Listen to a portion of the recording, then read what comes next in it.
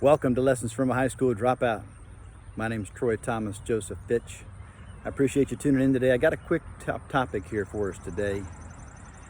We're going to continue talking about our dreams and our gifts. You see, I had a dream when I was 16 years old that I was going to be a professional salesperson, not just a salesperson, not an average salesperson, but one above average. One that looked for greatness and always tried to strive for greatness. I didn't let anybody hold me back. When I got into sales, I worked at a retail counter down downtown Kansas City, 1701 Oak Street, called the Graphics Supermarket. It was a division of Midwestern Paper Company, which was a division of Hammermill Paper Company back in the day. 1985, I began that career. I quickly learned that outside salespeople there were really selected for having a college degree, right? Whatever that is. I don't recall anybody ever saying they went and took, negotiation skills in high school or college. I don't think they ever really taught people about how to overcome objections and, more importantly, rejections. They're not the same. Rejection is a flat out no, go away. Objection is I have not received enough information from you yet. I need more to make my decision. You see, when we walk through life, we're going to run across a lot of things that we need to kind of stop and say, let's take a look at that. What is that? Would that help me? Is that something I might be interested in doing? And some of it's going to tap a dream. You're going to wake up with a dream. Or you're going to wake up with a vision. Like I woke up with a vision today to talk about this and come here and talk about this. You see, I'm not just anywhere. I'm next to the Kannapolis YMCA, which is right over there. And I met a man back in 2002 after joining this YMCA when we moved here. His name's Elwin Hurlbert. He's my best friend. We don't have a lot in common business-wise or career-wise. What we do have in common is we like to give back. And every Saturday for 4 years, we came out here every Saturday, sometimes every other Saturday, and we weed eated prior to the mowing guys coming out here and mowing all this. And this was all money raised for what's called the Wise Men's Club, right? So yeah, that makes me a wise guy. The Wise Men's Club would raise money for our youth in this town.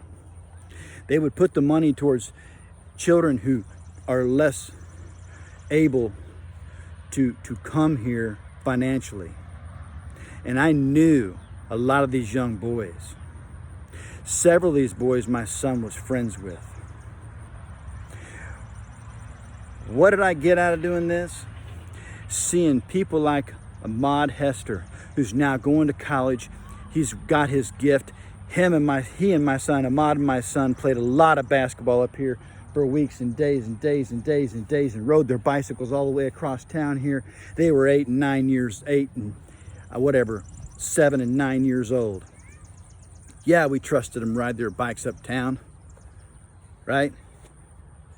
I showed them how I dragged a half a dozen or more of these kids all around this town on bikes. I give back. We were giving back. But something about this, I wanted to come and share this story today because you see, around me are actually, unfortunately, a lot of people who've passed, who had dreams and had goals, but they're unfulfilled. And these dreams and these visions and these goals, they went to the grave with them. So imagine you're lying in your bedside and you're on your deathbed, and the ghosts of your past are surrounding you on your bed. And they say, we came to you. We came to you with your ideas. We came to you with your vision. We came to you with your dreams and your goals. But you failed to act and work hard and believe. Listen, if you got a problem believing in yourself, there's a reason why you're listening to this talk today. And maybe you say, well, I don't have anybody to talk to. I don't know. Then maybe I'm the guy you should talk to today. Why? Because I've had those people in my life. That's what's been a key to my life, is other men in my life. Other businessmen, friends. Sometimes it was a kick in the seat from a boss. Sometimes it was an encouragement from your minister who married you. Whatever. If you got a challenge in your life, my daddy taught me can't, couldn't do anything, can, could, you can. You can. Someone else before you's done it. But a lot of these people didn't do it. And a lot of people today will pass and didn't do it. I do what I do on Lessons from a High School Dropout because a lot of dropouts matter and they got passed up. They were told that they too needed a college degree and they didn't understand that. Because their gift was so big and their vision was so vast.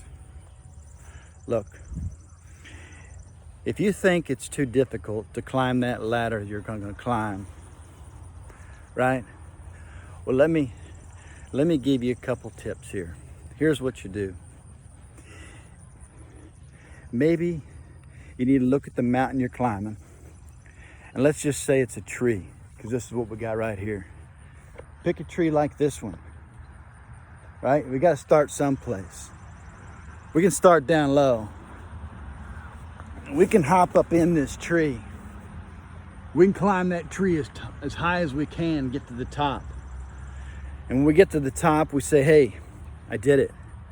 Right? It's like shoveling your first snow job on a driveway that's like 60 feet long and you got 6 or 8 inches of snow. You knock that out.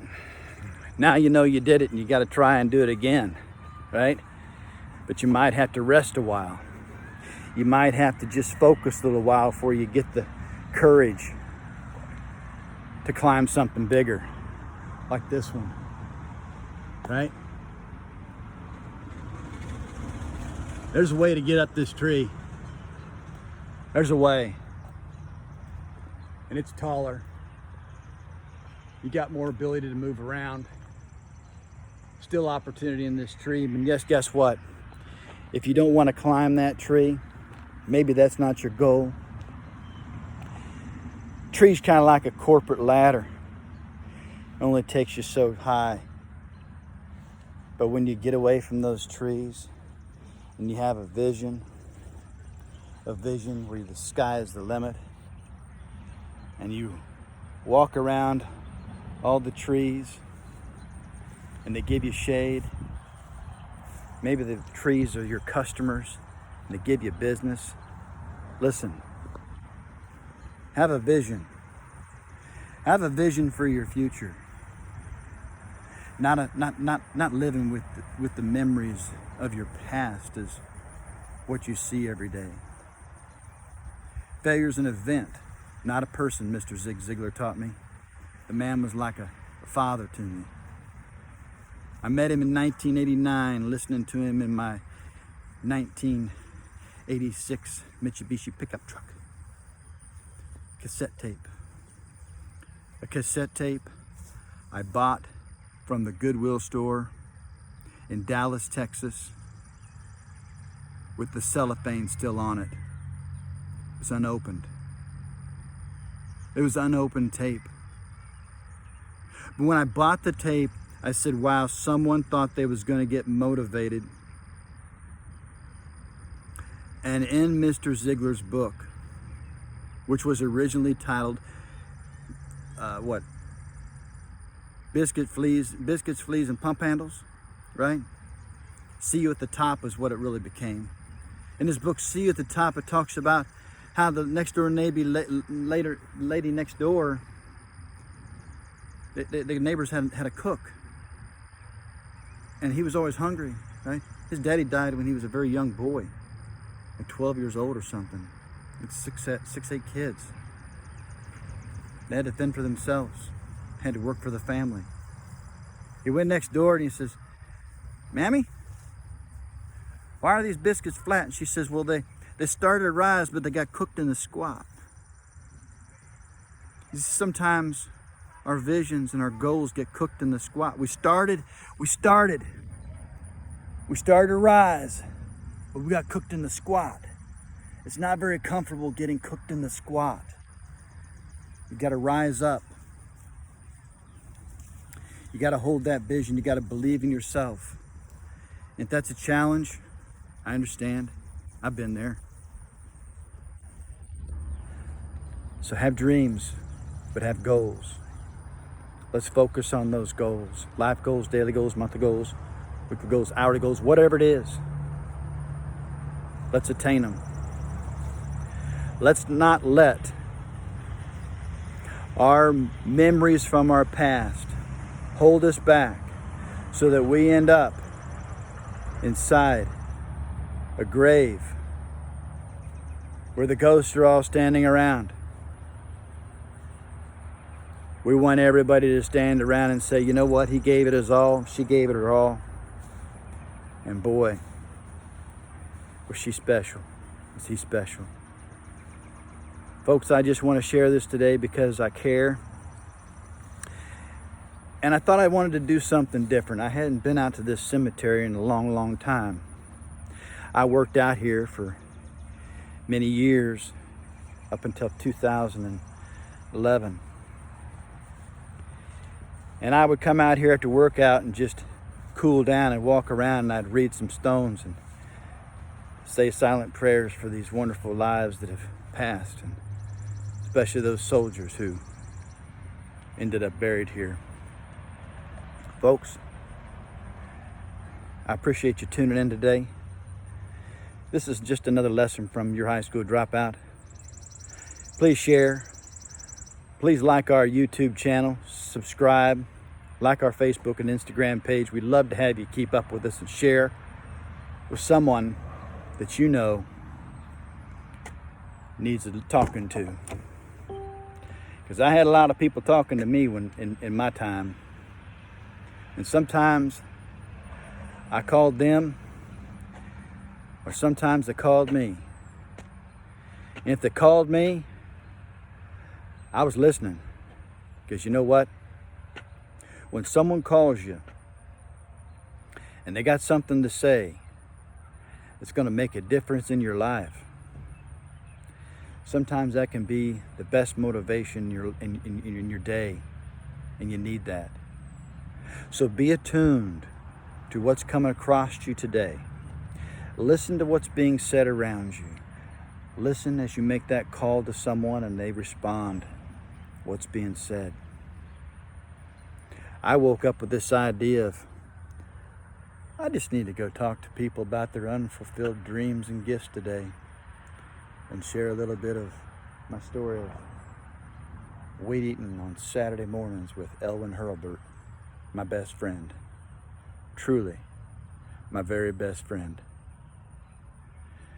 Like I said before, you will find some common denominators in people that you meet.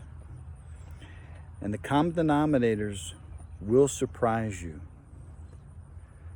Because sometimes the common denominators are to stir your character a little bit, to stir your vision a little bit, to stir your dreams, make you a better man or woman. Thank you for tuning in. Ciao for now.